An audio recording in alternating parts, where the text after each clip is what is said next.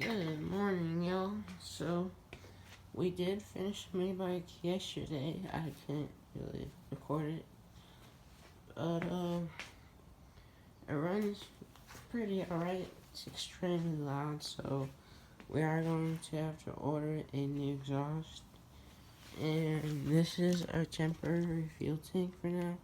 And my dad doesn't want me to ride it, so I'm not gonna ride it, but I will start it. So we were able to fit this 9 horsepower super motor.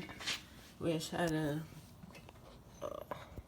weld in this plate right here. It's not the cleanest welds, but on this side, or probably my cleanest welds ever. You probably can't see really good. But anywho, we ordered new cables, and we are going to have to extend out the pegs a little bit and order a new kill switch, because in order to kill it right now, just gotta touch it on metal. So yeah, I'll get it started for y'all. Just give me a second.